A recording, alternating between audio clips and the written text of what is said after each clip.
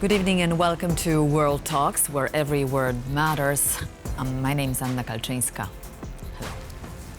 Belarus is holding its so-called presidential election this Sunday. Rather, it's going to sum up and conclude them. However, so-called, as it going to be another act of political theater extending power of Alexander Lukashenko, who has been the head of state since 1994. Last time Belarus held elections in 2020, it seemed the country can somehow free itself from the Lukashenko regime. Now, however, the situation looks significantly different. To delve into these specifics, I'm now joined by Stasia Glinnik, Deputy Speaker, Coordination Council, Belarus. Good evening. Good to have you in the studio. Thank you for coming. So, as I understand, you were born in 1994. Yes, I was born in September 1994, which so was this is the same year, hard to believe, when Alexander Lukashenko came to power. So you are part of Lukashenko, should we say, generation. How does it feel not to be able to see a change in your own country as in terms of leadership and a political change? Of course, I have nothing to compare to inside Belarus. I've never seen anybody else rule in Belarus, but when we come to Europe and when we see democratic states and see that people can change and that politics are not somebody who is ruling everything inside the country, yeah, that shocks. That's shocking. I wasn't ever a supporter of Lukashenko. I'm from a very oppositional family, so I wasn't surprised that he's a kind of a dictator. I knew it from a very young age.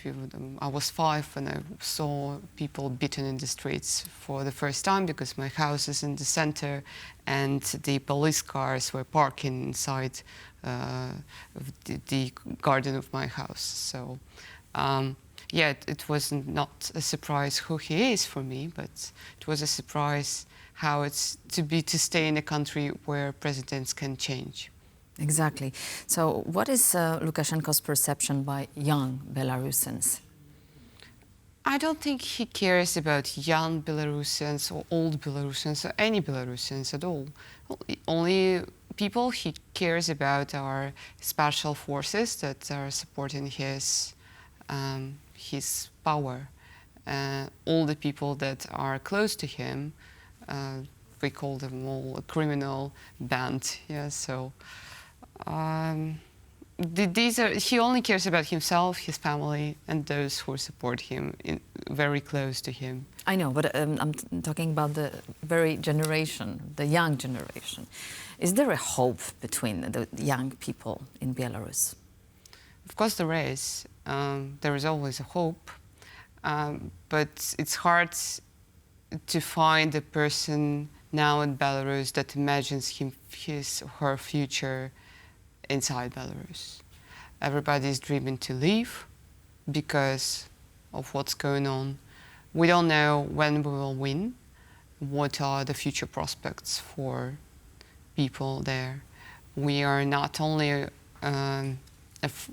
afraid of Lukashenko, but also of Russia.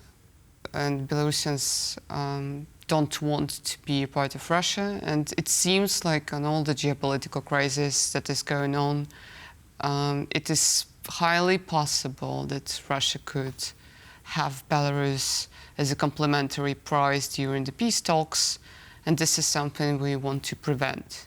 We value our independence, and due to the statistics, only 4% of Belarusians imagine and would love to be a part of Russia.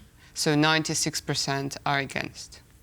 So what is, in your opinion, the degree of independence, or rather dependence, of Belarus from Putin and Russia? Lukashenko stays in power only because of Putin and his support back in 2020 and his support for all 30 years of Lukashenko ruling. He would never stay in this position without Putin, and they are just like, we sometimes call them siblings because they depend on each other. So, what's his position in your perception today? Has he been weakened somehow over the years, over those 3 years of the war in Ukraine, or to the contrary, does he feel empowered, emboldened? I think he's weakened, and he's much more dependent on Russia than he used to be.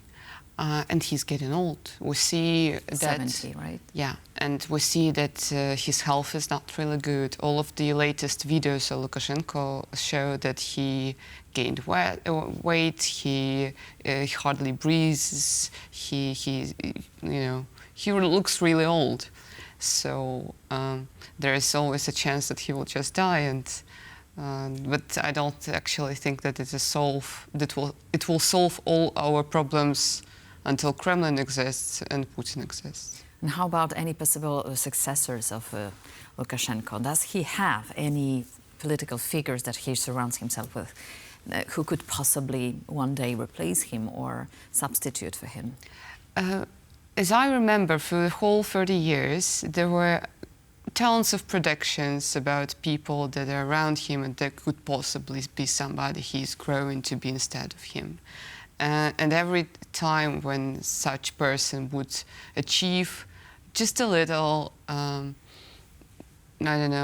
from Belarusians, or not even love, just a feeling of comparison that he's better than others, of Lukashenko's friends, Lukashenko would change him, and this person just disappears. So we usually analytics say that Natalia Kachanova is a possible candidate, but I personally think that she will never be, because Lukashenko thinks that a woman can lead nothing. Exactly. So let's talk a bit about the so-called opponents or the co-runners of Alexander Lukashenko, who start in these so-called elections. Who are they, and what is their program or their goal? Most of them are well-known supporters of Lukashenko. They are members of so-called pro-governmental parties. So these are people who come to elections saying that they would vote for Lukashenko, for example. They have only one, they call it the positional candidate. It's Anna Konopatskaya. She used to be a candidate also back in 2015, I guess, or even in 2020. So I don't remember actually, but it's not her first runners that make them supporters of Lukashenko. Yes, they are. Anna Konopatskaya is the only one who makes a view being more pro-democratic candidate, but it's also, she's a spoiler, so it's not the first time they use this hymn with her. And it's the only reason why she is in this so-called elections is Lukashenko could tell the West that he has pro-democratic candidates on these elections, so the times has changed, and that's turned the page. So, as I mentioned before, this year Lukashenko moved the election date from warm August to cold January, with some hope that protesters would not take to the streets again, like in 2020. But he also formed special units, as I understand, security units, who could report to the Interior Ministry just in case. Does that mean that he is afraid this time? Of course he's afraid. And the latest information is, it's not 100% yet, but we will see tomorrow. Some sources say that there will be no internet in whole Belarus for the next few days. He's really afraid. And this is the same he did already back in 2020 several times afterwards, the beginning of war also. And back in 21, he usually just switched down the internet. And that's the problem, to communicate information. So it really helps not to protest when you don't have internet nowadays. But I don't actually think that there will be any protest now, because it's just not reasonable. It is too dangerous. We are aware that most active people are imprisoned or abroad, and those who are inside yet and free should stay in more partisan mode, just to stay free. This is the worst moment to protest, because all the special services are active and they will be searching for anyone who just breathes differently, you know. And what is the general feeling among the society? Is there any possibility that the turnout might be as low, for instance, that it could somehow show to the public, to the free world, and also to Lukashenko, that there's something not going well in the society and that it's a major protest against Lukashenko? You know, we can't even imagine that something like what is happening there is happening into 21st century. The scale of repressions and what's going on is really comparable to the Stalin times, and I'm not overrating it. It's just what it is. Lately, there was a big interview with one of the propaganda speakers, Grigory Azarenok, that was made by Russian journalist Ksenia Sobchak. I would recommend anyone who can watch this just to understand what we are dealing with, because what is transmitted by a person who is a main propaganda speaker is that war is good. We are at war, so all people of the different views should be not just imprisoned but killed. Stalin was good. Putin should be an emperor, and so on and so on. And this is, you watch this and you can't really believe that something like that could even be possible in this century, but this is something we have there. It's absolutely, it's a pathology, and they are not smart, but they have weapons. They really are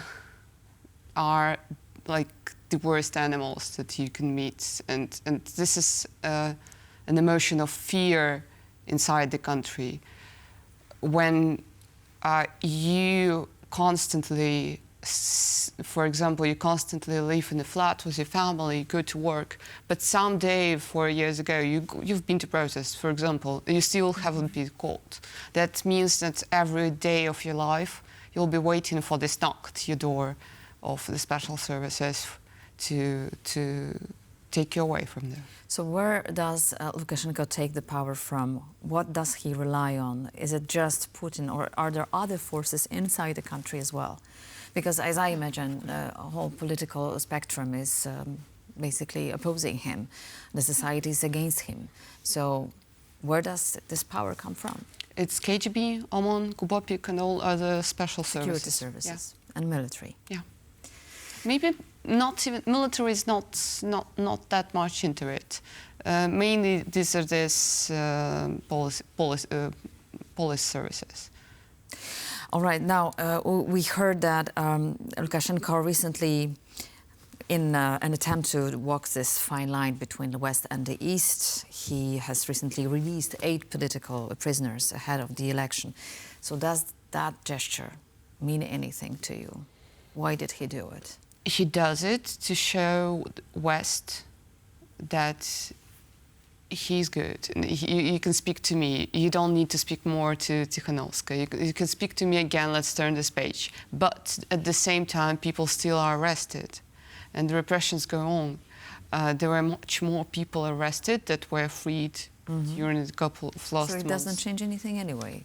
It does not, because we demand the stop of repression, first of all.